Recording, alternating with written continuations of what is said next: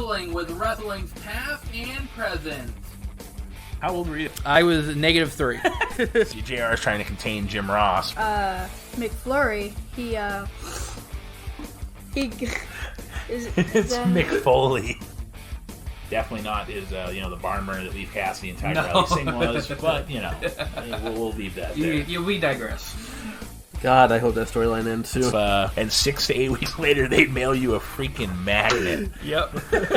You may know him as the Red Rooster. Hager kept making out with his wife. It was weird. So then, I'm waiting for them to put the Zelina Vega on a pole match for that to be the... It is in the mail, my good sir. Oh, it wasn't Paul. Giving us a reason to come here and listen to ourselves talk. Absolutely. And then you can listen to us, too. We're off to a rough start. This is Wrestling with Wrestling's Past and Present. I'm Tim Kurt. I'm Roland Fulis. And I'm Mongo.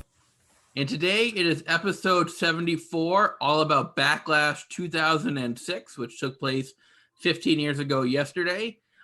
Before we get into the show, if you're listening through us on YouTube, thank you very much. Our brand new YouTube channel is up and active, and you can go ahead and watch all the previous episodes that we've done. If you wish, all the episodes are up there for your listening.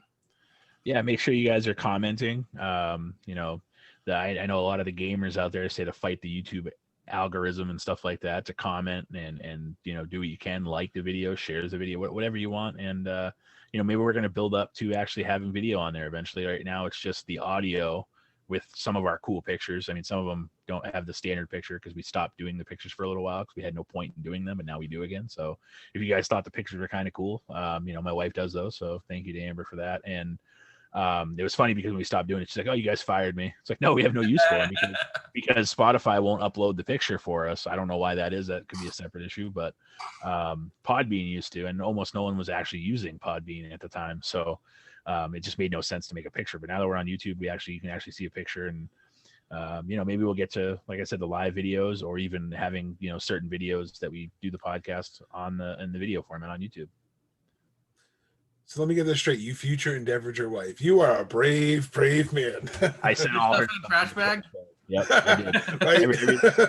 Everything I say, I gave her all the her, nice things she does. Yeah. Well, because like I said, there was no point originally with Spotify, you couldn't see them anyways. So there was just no point in having them. But now with YouTube, at least we have a picture to go with it, and it'll kind of go back, and you can the pictures we usually make are simple, but they at lethey separate the episodes, so they don't all look the same. Mm-hmm. So, but yeah, she got her job back. It was rough times. We had to do budget cuts, and now that we're starting to pick back up again, we took her back on. Yeah, so like and subscribe. Just go to YouTube, search Wrestling with Wrestling's Past and Present. I know it's a long name, but once you type it in, it'll pop right up for you, and hit the subscribe button. Well, and that's the other thing too. Some people, I would imagine, have paid for the YouTube where you don't have to watch it. You have the premium, so that's kind of nice. So if you happen to, have that and you want to listen to podcasts, I mean, some people listen to them that way. And, I hate when you're on YouTube because I don't have premium. I hate when you're on and you have to watch the video. You can't close it and do something else. Like if you're on your phone, you have to. So, if people if they prefer to do that, then it gives them another option to listen to it. So hopefully all it does is help us grow. And you want to help us have a shorter name, make sure you subscribe to our channel, like we said, and tell your friends, because once we hit a subscriber threshold, YouTube allows us to create a shorter link so we can hopefully create an easier one for you. But right now we also have it on our Facebook page as well, so nice and easy to find. So either search us or click on us, but however you listen to us, we thank you. Absolutely. Yep. So let's get right into it. Backlash 2006. Like I said, it was 15 years ago yesterday. There's a lot of stuff on this show I don't think you can get away with today. It's crazy how culture has changed. I'm surprised that Peacock didn't dumb down some of it. Yeah, they left it the same. So thank you, Peacock, for not screwing one thing up. Yeah. You're 1 for 306 at this point. So let's get right into it. We have 8 total matches. The first match was on Heat, which was Goldust getting a win over Rob Conway in about 3.5 minutes. It was actually a long Heat match. I can't imagine this was anything spectacular. Obviously, we didn't see it watching it back, but that was probably just your average Heat match. Yeah, I'm more thankful than I didn't likely. have to. Right, yeah. Yeah. It's one of those times where we're actually happy that we didn't get to see it. No offense to Dustin Rhodes, but I would imagine, and even looking back on Goldust's career, this is where he was kind of starting to spiral. So like his wrestling kind of got real shitty for a time, where he was he kind of got overweight for him. I mean, now he's in great shape and he does stuff now better than he did then. So it definitely probably wasn't like a banger by any means. And Rob Conway's Rob Conway. So I know a lot of people that listen probably like, who's Rob Conway? Yeah, exactly. I was gonna say that's La Resistance, Rob's Conway. Oh wait, they broke up because Vince likes to bring up tag teams. Spoiler alert. So wouldn't it be Robert? Wouldn't it be Robert Conway when he was in? But at this point, he was blonde Conway to keep the puns going because he had dyed his hair that awful blonde. Remember? Where he? That's where Sean Spears got it. He watched this episode. Right? Yeah. At least Sean Spears turn back time and go, nope. Yeah, he was like, it worked for Rob. Oh, I get it. No, nothing worked for Rob Conway. This just turned into shit on Rob Conway. Sorry, Rob. He's used to it. Yeah, I was gonna say if he can't laugh at himself for some of the stuff that they had him do, some of the mediocre stuff. I mean, he had a decent look before he dyed his hair. So we start out the actual pay-per-view with a singles match. You have Carlito getting a win over Chris Masters in about 10 minutes. I thought it was a solid match. I thought they did, performed really well. I don't think it was the match to start the show. I think we'll run down the matches later, but there's the Rob Van Dam match and Shelton Benjamin, which we'll get into. I think that would have been the perfect one to start the show. This one I thought was just, your third or fourth match on the card. Caliber match. Yeah, this is the type of match you stick behind the starting match. Mm-hmm. But I think Carlito was over enough where they figured the fans would be up for the match, which they kind of were. I mean, I wouldn't say they were main event lit at that time, but they were up for it more than I thought they'd be. And Carlito, like I said, was just getting his gimmick over. And did you guys see his shirt when he came out? Yes, it's still the greatest shirt. Yeah, still the greatest shirt. Yeah, you want to talk about it? You want to talk about stuff you can't do? Do you spit or swallow? It's like, whoo. they were doing that in 06. Wow. All right. Two great WWEshop.com shirts that they got rid of too soon was that shirt and then the APA always pounding ass shirt. Those shirts. Don't know how they got past whoever they got past. I mean, you thought our show was bad talking about strap-ons. At least we weren't asking people if they spit or swallow. None of us here claim to be always pounding ass either, so that's good. That's a good way to go. Safe bet. But yeah, no, it was a decent match. Like Tim said, I don't think it was the one to start the show. Master's still really green at this point, and obviously Carlito, the son of Carlos Colon, so he's been in the business for a long time. So he was clearly the more seasoned and better worker. Maybe slightly underrated, Carlito. I mean, he just never quite got to the level that I think WWE was hoping he would get to before he left. I don't know if some of that was him, being tired of where he was, where his position was in the company. But it definitely wasn't a bad match. But yeah, it should have probably been either second or third, like Tim said. You have better ways to start a pay-per-view than this. But again, it wasn't garbage either. No, it was a good match until, Masters did forget at one point to kick out. So that it was this awkward moment where he rolls him like on a backslide. And the ref's like, 1, 2, kick out, 3. No, he kicked out, and Masters then kicks out, and it's like, did you forget the finish there, Chris? That was kind of the only thing. Like, I can only count to 2. Right, that's the big number. Man, we're crap. So I think every match we got to crap on someone now. That's how we've started this. So.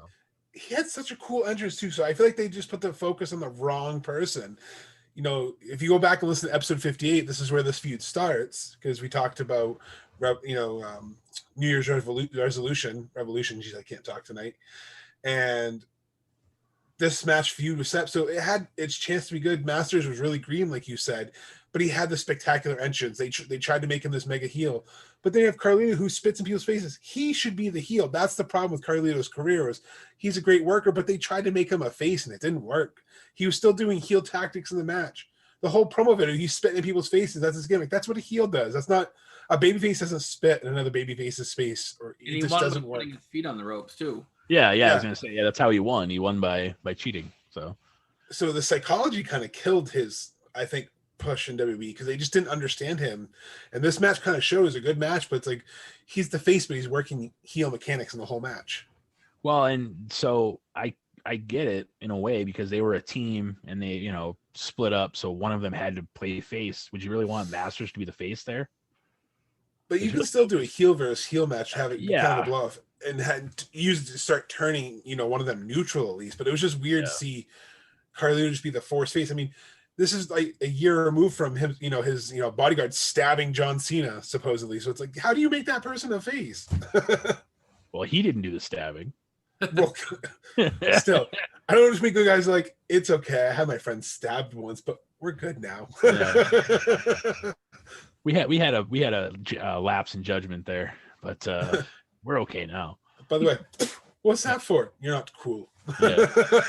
I mean, to be fair, the gimmick was simple, but it was a gimmick that people popped for every time you know, spit. Couldn't do that now with COVID. You can't even. Right. You have to spit in your own mask at this point. But next up is another singles match. You have Umaga with, and say it with me now. Are we ready? Armando Alejandro Estrada. The Samoan Bulldozer Umaga. He's going to get pretty much a squash match victory over Ric Flair in about 3.5 minutes, which is, you know, it's unusual to see Ric Flair squashed, which is odd to me. But basically, when I was watching this, it just reminds me how much I miss Umaga. I really liked that character a lot. I thought it was an awesome character. I mean, he had a great look for it. And it's just too bad that he died too soon. That was my biggest takeaway from watching this back. Did you guys pick up on the fact that Umaga ripped off Commander Aziz? Yes. And he calls it the Samoan Spike? Yes. Yeah. I'm sure that's how that went. I'm sure it wasn't the other way around. Yeah. I'm sure. Hey, I mentioned that before that he ripped it off in our Well, no, that's why I think now that we've seen Umaga do it, I think Umaga might have been the second guy to do it. I don't. Oh, no, we're just kidding. Obviously, you know, the Nigerian nail Samoan Spike, same move where you tape your thumb up and jab it into someone's throat. Obviously, in a real fight, it'd be a pretty vicious move. Like legitimate, like that's probably one of the moves that if you got hit with it, you'd know you got hit with it. Mm-hmm. But yeah, no, it was definitely a squash. And do you see this cigar that Armando had at the end? It was like as big as like a friggin' paper towel roll. Yeah. Mouth. He's like, it's even Jerry Lawler's. He's like, that's the biggest cigar I've ever seen. I was gonna say it's pretty bad. The announcers were trying to get the cigar over more than Umaga at this point. Like they were building up the cigar, and this whole thing was to make him a monster heel.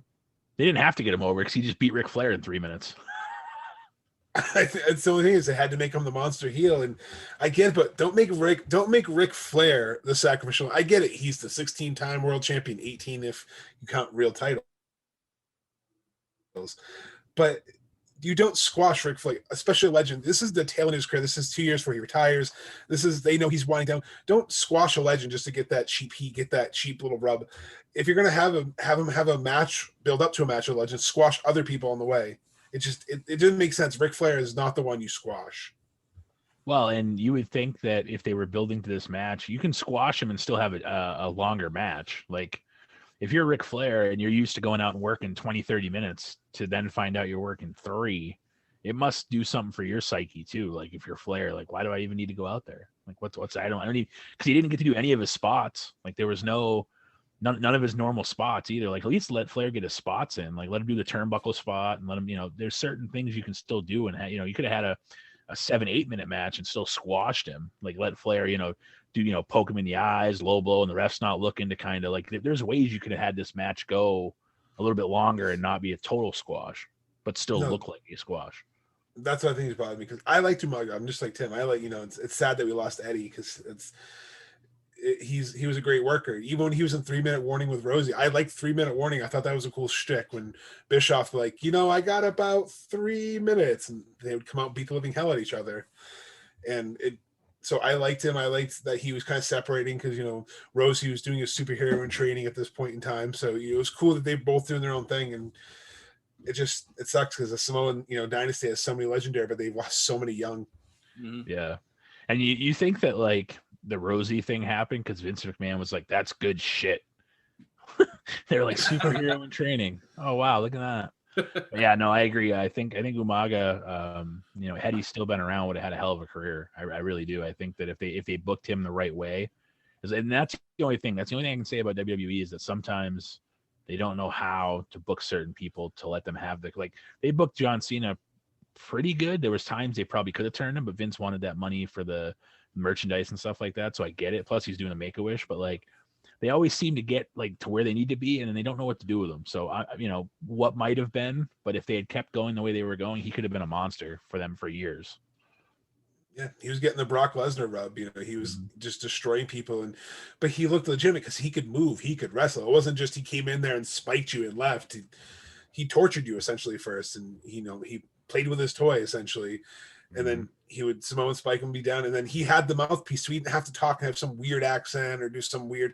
But he was good. His facial expressions, his tongue sticking out. Rewatching this was like, wow, I really didn't appreciate Umaga as much as I should have when I watched him. Yeah. Next up is a match for the Women's Championship. Trish Stratus is going to defeat Mickie James by disqualification in about 4 minutes. I don't think that was the planned finish. I think Trish really legitimately got hurt in this match because I think they called an audible. Mickie James just kind of pounded her, did not break up before the referee's 5 count.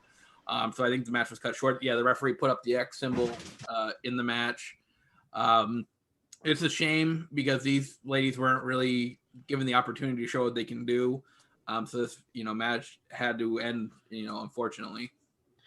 Yeah, it was a nasty spot when Trish went over the outside of the ring there and caught the apron with her arm and either had a shoulder or elbow or whatever it ended up being. At the time they weren't really sure, but you could tell it wasn't meant to happen that way.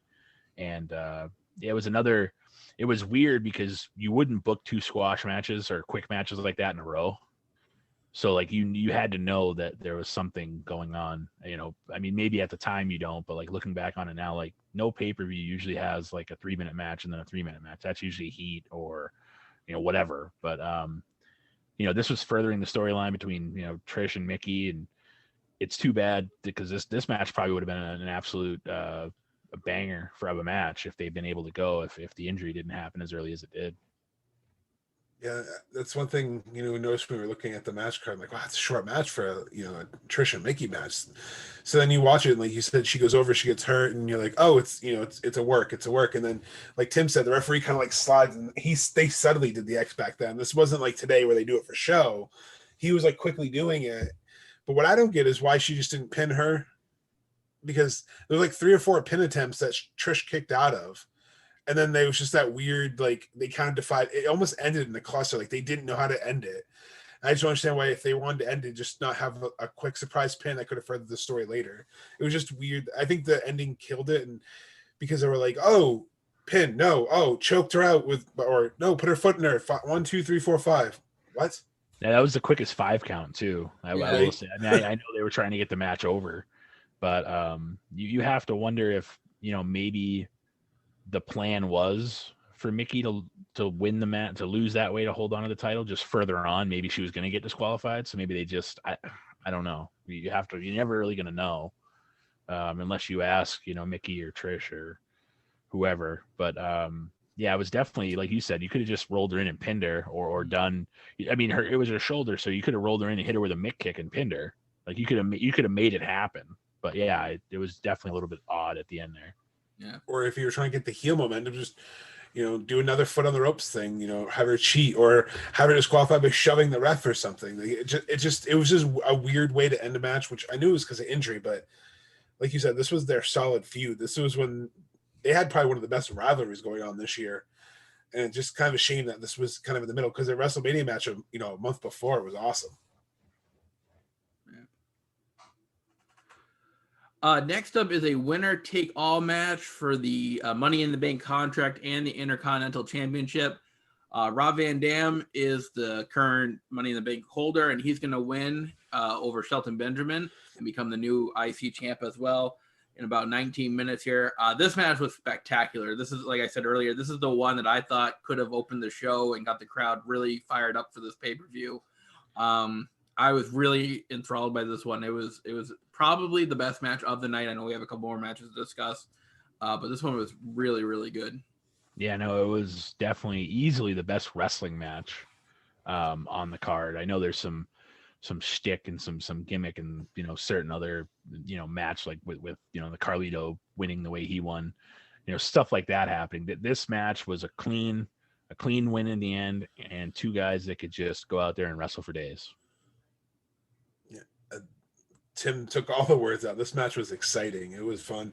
I mean, that sunset flip powerbomb spot that he hit was just like everything about this match was great. And I think the right person went over. Like booking made sense because RVD was getting his white hot push. He had his rocket ship, as we always say, and other shows always say, and he go on next month to cash us in at ECW One Night Stand because he's going to drop like this is just this match. If you watch one match of Backlash, watch this one because I think I enjoyed this one the most rewatching this card.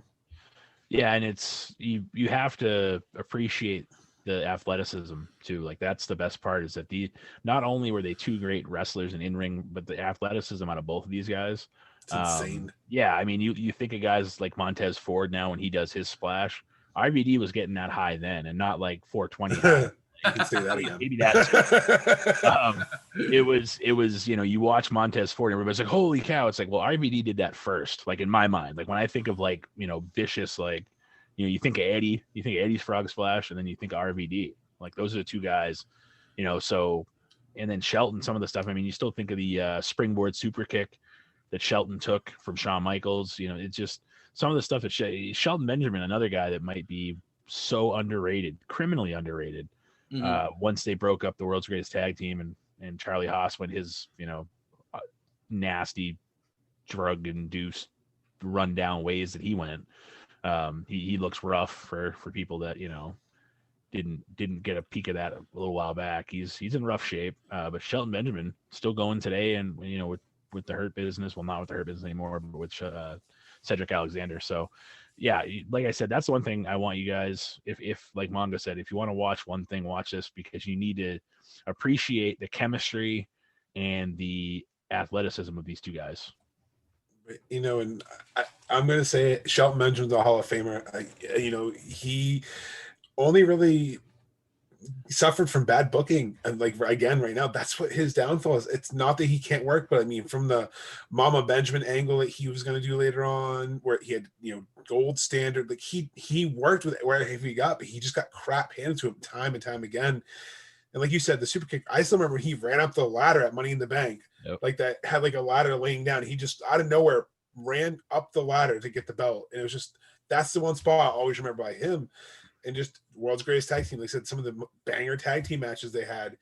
This match right here showed these both guys, these aren't mid-cutters. These are both world champion materials. It's just because they weren't the big, strong guy. They weren't the Brock Lesnar. Vince didn't push him to the moon. And like you said, it's criminally underrated because this match was great. And Shelton Benjamin has had a great career and he should be ashamed of nothing. There might not be any person ever in the company that's had more matches like this that isn't appreciated for the matches than Shelton Benjamin. Agreed. I agree with that. Next up is a match between Big Show and Kane. It's going to end in a no contest in about 9.5 minutes. The match itself, I don't think is really memorable. It's just memorable for the ending. Kane, the storyline here has been tormented by the date, May 19th. It's the stupidest storyline. But at the end, the lights go down and it's a red light and like there's like May 19th playing through it. It's kind of like almost something that the Fiend would kind of do now. But that's the most memorable thing about this whole thing is the end. And then Big Show just whacks Kane in the face with the chair at the end. So this really didn't do anything for me. Yeah, no, it was, and the match itself was fucking horrible. This was when Big Show was getting kind of out of shape, getting a little bit more rounder and couldn't move like he used to. I mean, you look at him when he was in the Giant in WCW, this dude was like thin, trim, he was like 400 pounds. He was a big guy, but you could tell that the Big Show let himself go, unfortunately. He's back in great shape now. But, when you have a match like this with two big guys, there usually isn't a match that you're like, this was so great. Usually two big guys facing each other, the match usually sucks. And this match was I think easily the worst wrestling match on the card. The story was pretty good because they used to be partners. The storyline was pretty good. I'll give them that. But the match itself sucked. Sorry to Mayor Kane and sorry to Paul White, but it just, this match was hard to watch at times. They're bouncing off each other. It was a train wreck in the ring. And like I said, I don't know how much of that was because the Big Show was, kind of getting a little more portly and just not quite the guy he used to be. You could just tell like I said, most of the time when you have two big guys, the match isn't good, and this was one of them. Well, it's hard too because usually, big guys, they don't really bump a lot because it's harder on their bodies, and Big Show clearly is not going to bump at this point based on it. So Kane's going to have to do it all, and he's going to get banged up. And I think that's what it is. It's just hard to work a good match when only one of the workers is really bumping or having the brunt, because if you're not making the other person look dominant, it just doesn't make sense. And these two have had some matches together that just suck, and I don't know if they just don't have chemistry together or it's just because they're both great workers, and I don't know, just this is, like you said, great storyline just led to a cluster F of a match. Like, it was just terrible. Well, I think as you think of like the taller and bigger workers, Kane's one of the bigger workers probably of all time. Absolutely. So it's weird to see because this match was just clunky. It was not smooth, not solid. I mean, there was no real spot in the match where you went, ooh, you were most of the time like cringing because you're like, oh, that looked bad. Like that didn't like I said, there was one point where they like went for like some weird, I don't know if it was a shoulder blow, and they just kind of bounced off each other. And like they both didn't know what to do. Like it was just weird. It was awkward. And like you said, if Big Show was the reason why, because he wasn't bumping, because he was, in a little bit worse shape and was, the storyline was great. Like I said, the fact that they were partners and Kane was going nuts for, his movie and May 19th and everything, the storyline itself. And then at the end where Big Show has to pretty much put him down, put him out of his misery with the chair, the facials from Big Show, he, didn't want to do it. Like that storyline was great. The match was just really bad. I was going to say, yeah, the B subplot was great with them fighting, but the whole May 19th thing, that's insulting. Even as a wrestling fan, I get product placement. I have a master's degree with marketing to be like Luchasaurus here. I know marketing. That is disgusting. That is just like, we're going to insult you and you're going to enjoy it kind of marketing, because Kane being terrified of a movie he filmed makes absolutely no fucking sense in any realm of any storyline ever on the face of this earth. I forgot how bad this storyline was. Rewatching this was like another kick. It's like you hit the left testicle the first time, now you hit the right one. You finish it off. This was terrible. The old double ball banger.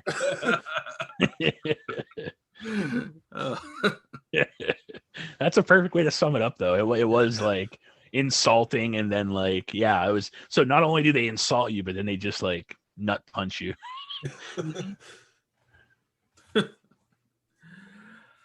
All right, well, we got to talk about it now. This is a no-holds-barred tag team match, in quote, between Mr. McMahon and Shane McMahon against Shawn Michaels and his tag team partner, God. Before we get into the actual match, though, I want to talk about some backstage segments that happened before. We don't have to. Just like the one where he's breaking bread and the fish. You could never do that today. You can't. Roland's on mute again. Once an episode, you guys.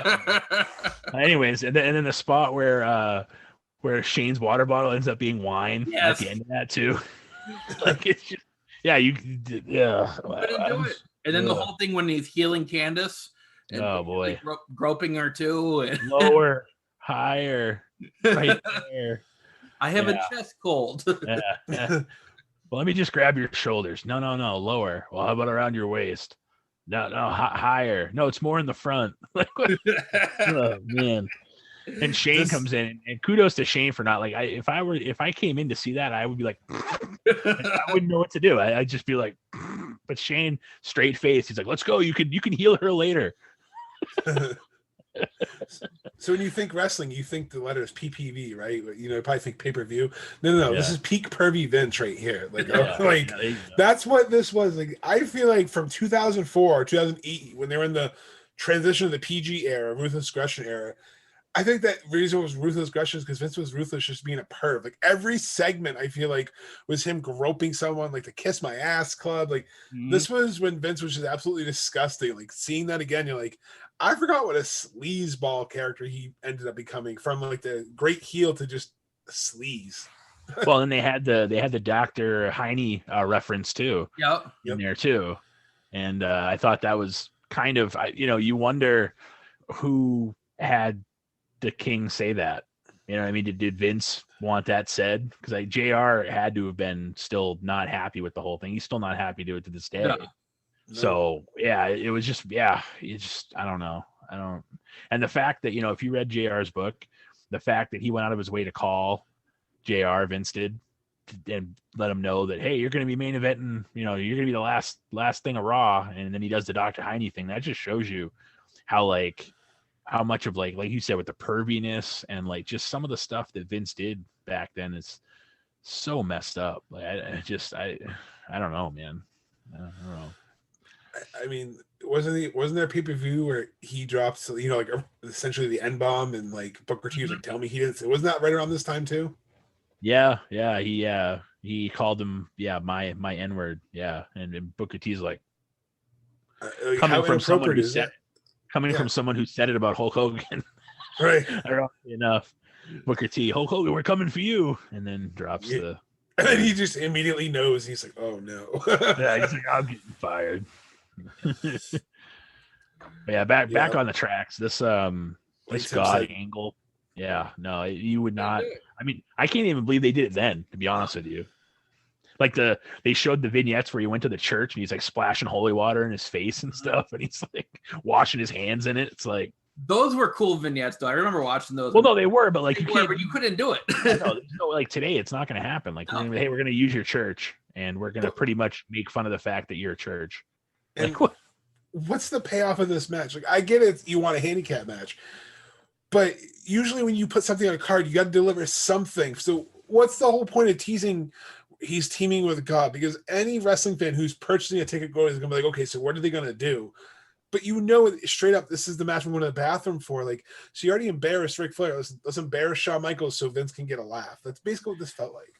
And you have to wonder how Shawn honestly felt about it too. Like, he hasn't really come out and said anything too bad about it, but you had to figure that like he thought this was a drizzling shits and it was making fun of his religion. Like Shawn used to be one of the worst people backstage. He goes and finds God, becomes one of the like model employees, and then they're still like instead of like they're making fun of him essentially, instead of like giving him praise for cleaning his act up and bettering his life, and then now they're saying we're going to tag with God. It's like, come on. This is but both Vince Russo and Vince both love this. I mean, Razor Ramon was an alcoholic, and they both made fun of that, and both WCW, like they feel like they'll make fun of whatever you are. It's like, it's funny, but it's because it makes Vince laugh. It's like, so glad that someone's either pain and sufferings make you laugh, or like you said, someone who bettered themselves.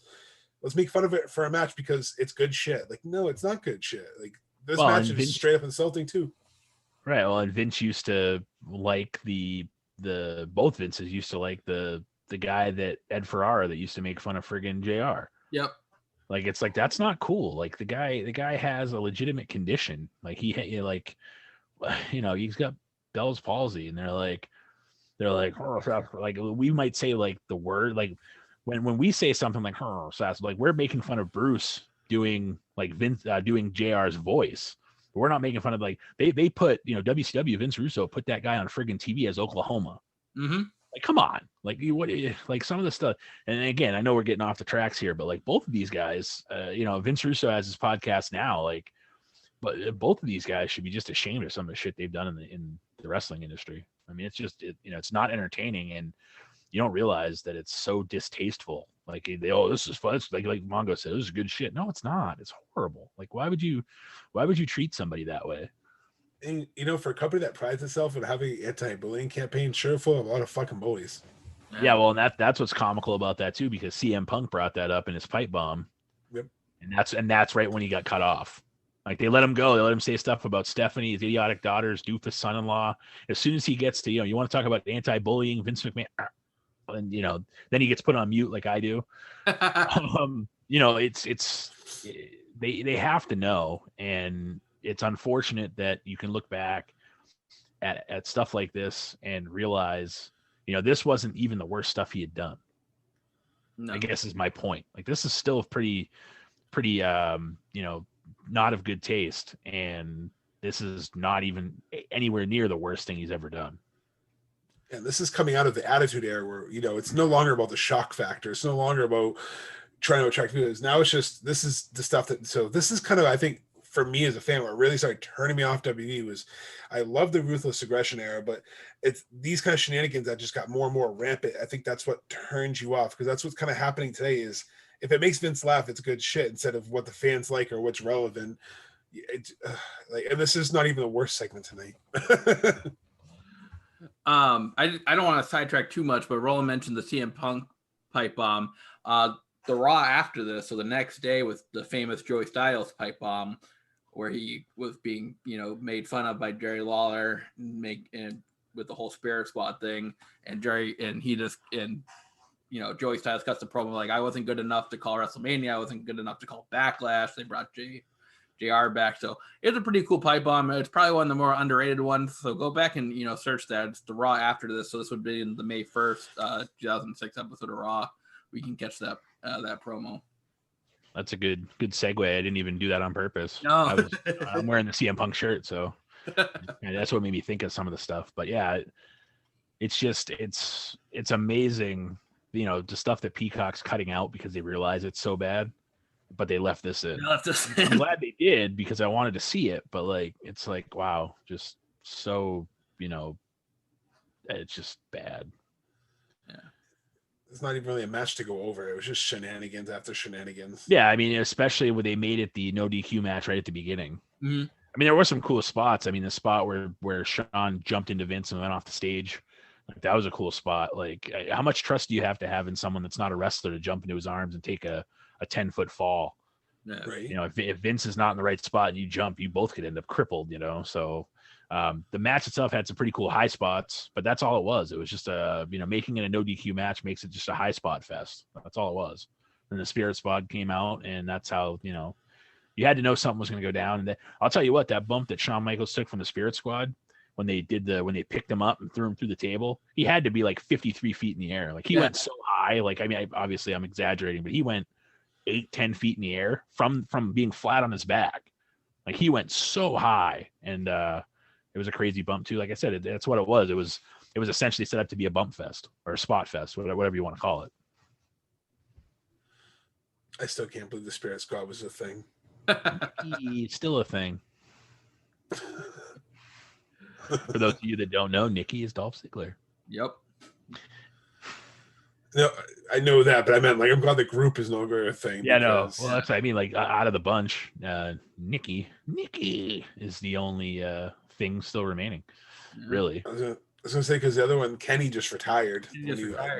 And one of them left the business altogether and became a lawyer, or became a business. I remember they were saying I can't remember which one it was, but he went off to not even do anything related to the business after this. So he was I'm good. I saw Vince wrestle God him. It's getting better than that, right? Yeah, I'm going out on the top. Thankfully, with our main event, it does. Yeah, you imagine this is another one of those shows. You imagine if this was the main event, people would be oh yeah. I'm glad they didn't try to put this thing on last. Knowing Vince, he's well, it's my company, damn it. Yeah, we don't care. No one's here to see you. No offense. Well, luckily, our main event is a triple threat match for the WWE Championship. You have John Cena against Triple H and Edge with Lita. And continuing the theme of things you couldn't do today, the interview with Lita with Maria, and where she says, I heard something about, I heard your mouth likes to do other things, or something along those lines. Yeah. And then Maria's playing the dumb blonde, the ditzy blonde commentator at this point. So they come back the next time and she's I got myself in trouble and I shouldn't have said that. So here's John Cena. It's what? But yeah, no. And then the Lita with the live sex celebration thing was we're not going to do that in the ring this time. It's yeah, because we can't have your boob on TV again. They didn't like that. I mean, the fans and stuff liked it, but the network didn't like that your boob was on TV. So. But yeah, Vince can wrestle God. That's fine. Yeah. So yeah, I don't know, but I thought this was a really good main event. You know, to end the show. I'm not the biggest John Cena fan. I just get tired of his character. You know, I appreciate what he does, but I thought this was a pretty solid match. I was a little surprised of the finish where John Cena won with the roll up, the jackknife kind of roll up there on Triple H. But I thought it was a solid match and a great way to end the show. Yeah, it was definitely playing off of what had happened the previous couple of pay-per-views. You know, the Edge was kind of out of it for the Mick Foley match at WrestleMania, so that kind of left him off. But then he felt like he was next in line because Triple H had just lost to Cena. So, you know, and we talk about different matches and how like the Eddie Guerrero JBL match where Eddie Guerrero bled a gusher. Triple H bled a gusher in this match. Oh yeah. Holy cow. Was the amount of blood he had? I mean, he started off kind of slow, and then at one point he was just red. Like he looked like Kane. Like he just red. It's like, oh. But yeah, no, this match definitely was a good way to end the night. Say what you want about Cena, you know, not being the best in-ring technician and being kind of forced, you know, by WWE, you know, down people's throats. He could especially at this point, he could still go in the ring. So like these three guys, obviously he's not the best in-ring technician, but these three guys had a heck of a match. The chemistry was there. And, you know, the spot where the Triple H does a spine buster to Lita, and Lita almost knocks herself out with the chair. Yeah. That looks pretty slop, but still, I mean, you can't do that today either. Like, you're not going to see somebody deliver a spine buster to a woman. You know, they've gone away from that too, where like some of that's a little bit taboo. So, it definitely a cool way to end it and way to recover from the shenanigans the match before. So not only the shenanigans match before, but the whole Eugene segment before. Oh, that's Segment. Yeah. Oh, man. No, Eugene you didn't. rolls that big old booger and sticks it in Matt Striker's mouth. I thought Tim was just trying to get rid of that Joe. I'm like, oh, how are we not going to talk about that? You showed the booger and something. And then, so not only does Striker, I'm glad you brought this up, because not only does Striker say that's wrong, but he's like, you don't even capitalize poop. It's not a word. It's a word. It's not a noun. But yeah, it's weird. But yeah, it's yeah, I forgot about that. I'm glad you brought that up. But I'm not, because I was like, oh, Tim glossed over because he doesn't want to talk about the nasty segment or another thing we couldn't get away with. Another thing that just made Vince laugh. And credit to Nick Dinsmore, because I've heard some interviews with him. He's a great mind in wrestling, great talent. He sold that character, but man, what a character that would never even come close to getting over today. Yeah, well, you can't do that today. Like, there's, you can't have, Eric Bischoff having a special nephew. Like, there's just, you can't play up on that. And then I don't know about you guys, but because you brought up Matt Striker, I'm going to segue to, doesn't Pat McAfee sound an awful lot like Matt Striker? Yes, a little bit, yeah. Like, uncannily like him. Like, if you're not paying attention, you're having Matt Striker flashbacks. No, I was thought of that last night after I watched the show Thursday, and then I watched SmackDown last night, and I was like, man, he sounds an awful lot like Matt Striker. But yeah, no, I had to bring up that awful segment too, unfortunately, because like I said earlier, it wasn't enough to have the God match. But at least the main event, like you said, it was physical and they had the right chemistry. And again, goes into episode 58 because we talked about New Year's Revolution, where this feud also was essentially set up from Edge cashing in the Money in the Bank. It was great in that segment where he has him in the STFU and the blood is just gushing down Triple H's face. You weren't kidding. It was just so much color. And I didn't like that they ended with a roll up. And like Tim said, that this is when John Cena was becoming Super Cena and getting shoved down our throat. So I wasn't really a fan, but they could work. And this match was great. I think storyline wise, it was booked the way it should have gone, because that's the way it made sense to keep this feud going. Well, and they had, like I said, a couple of cool spots in the match, like where Cena went for the FU and Edge hit him with the spear, so it turned into like a spear and a Samoan drop almost. And they had great chemistry. I think that for all the people that crap on Triple H, I think that they don't realize how good of an in-ring technician he really is. I know a lot of people crap on him for marrying Stephanie and whatever, but if NXT is any indication of the reasons that we should be happy he married Stephanie, so a lot of people can stop crapping on him. I know that, like I said, he's not Vince, thankfully, but I think you forget how good he was in the ring because it's overshadowed by he became a part-timer and he's The Office, and he won the title at the Rumble, like stuff like that. People think about, and they're like, oh, like it's Triple H. It's like, dude, this guy could go. Mm-hmm.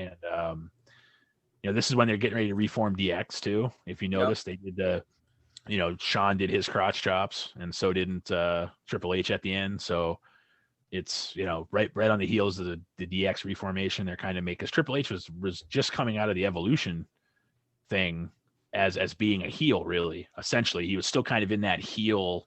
He hadn't really become that red hot face again, which they were, like Mongo was talking about earlier with turning Carlito. They were kind of pushing Triple H that way just a little bit. And then obviously the best way to get him back to being a face is reform DX. Right, and it's going to lead off to a great SummerSlam, which it leads off to the whole joke we always say Vince loves cock is going to come from this storyline too, but yeah, I think that's my only complaint was they didn't really let him be on a singles run for too long. Sometimes, like, I'm glad they reformed DX, but I feel like they just had to keep putting Triple H in some sort of group or tag team when they had nothing to do with him, which kind of sucks because he can work, like Roland said. And this match definitely showed, and I'm glad this was peak Triple H. This is before he really hit the height of his King of Kings gimmick. Yeah, absolutely. So that's our rundown of Backlash 2006. I thought it was a solid show. I'll probably give it a 6.5 rating. If I had to recommend one match of the night, I would recommend the RVD Shelton Benjamin match. I thought that was probably the best match of the night, with the main event being a close second. But overall, yeah, I'd probably give this one about a 6.5. Yeah, I agree. I also want to point out this was a Raw only show. Yep. I want people to know, because there's probably like, where were all these other people? This was a Raw only show. So for being a one brand show, it was probably one of the higher one brand shows. There weren't that many real good one brand shows, because there's usually a bunch of like matches in there, which they had a couple of them. But yeah, I'd say somewhere in the 6 range. Definitely. I wouldn't say it was great. It wasn't anywhere near like a WrestleMania or something like that, but it served a purpose, and it had some storylines furthered. So and being a Raw one brand show, it wasn't too bad. Yeah, I'd probably say about a 5.5, just because besides the RVD Shelton Benjamin match and the main event, there's just really not much to write home about on this one. Like you said, it was good for furthering the story, but as a standalone pay-per-view, it's just hard to watch. If you're watching the whole year from beginning to end, it's a good pay-per-view to watch. And like Roland said, compared to the other one brand shows, but if you're watching it for a standalone, I would maybe just watch 1 or 2 matches from it, but I wouldn't watch the whole card, because it's just, yeah.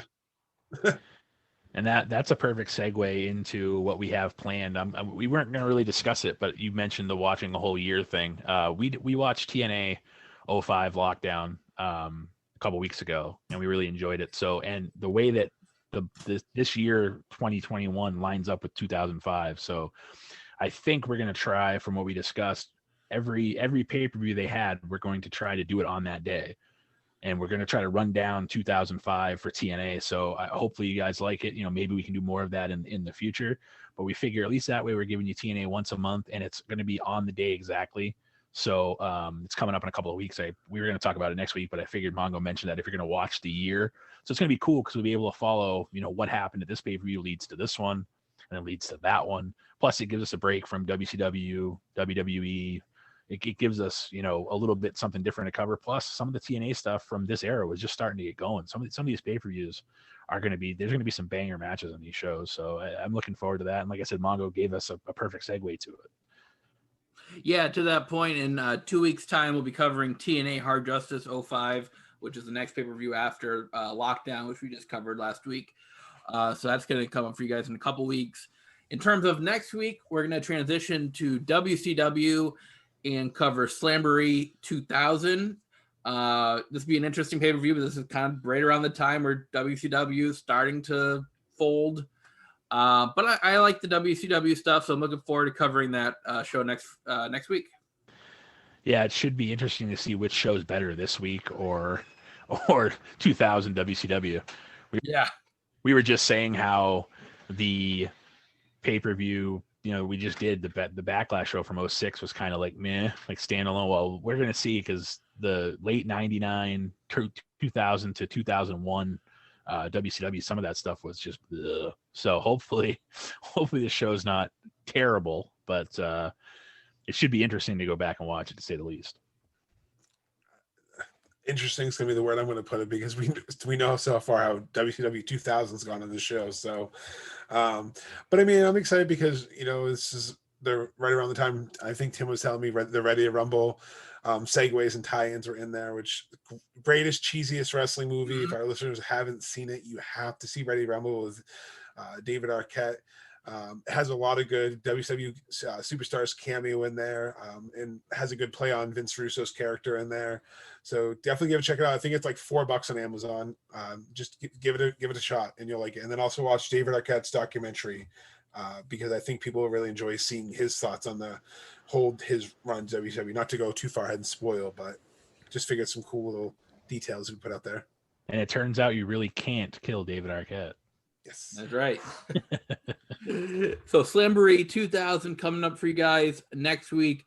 Again, one more time, we're going to remind you, we are now on YouTube. If you're listening on YouTube right now, thank you very, very much.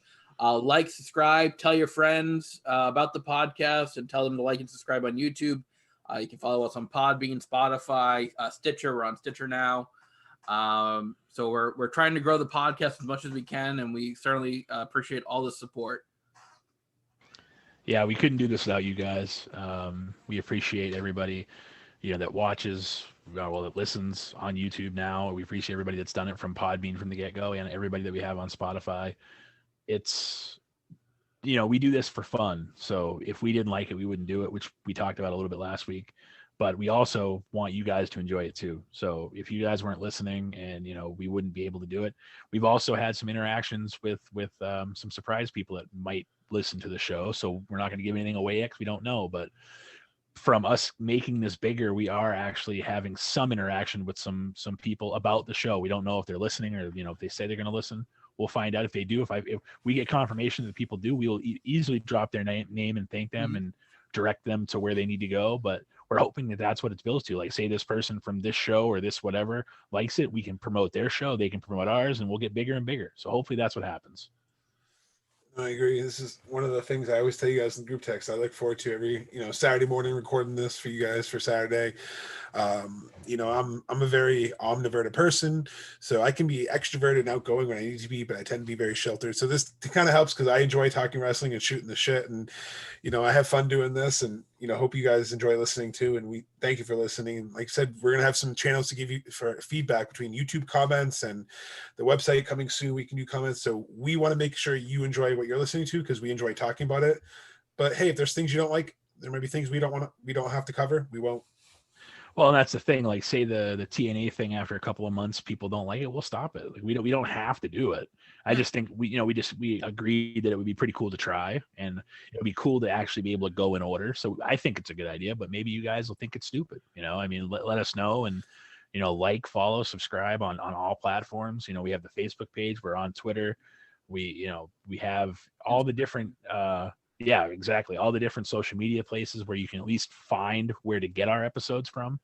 So, we're doing everything we can to put ourselves out there. So, do what you can and like us and leave us comments and feedback, and we'll go from there. And again, thank you. Yeah. Thank you guys again for listening, and tune into next week for Slamboree 2000. That's coming your way next Saturday at 5. Take care. Until next week, I'm Tim Kurt. I'm Roland Fulis. And I'm Mongo. And don't forget, we got Tim to say fuck last week. Yes. And next week is episode 75. 75. Yes. Episode 75 right here on Wrestling with Wrestling Past and Present. I hope you're all having a nice day.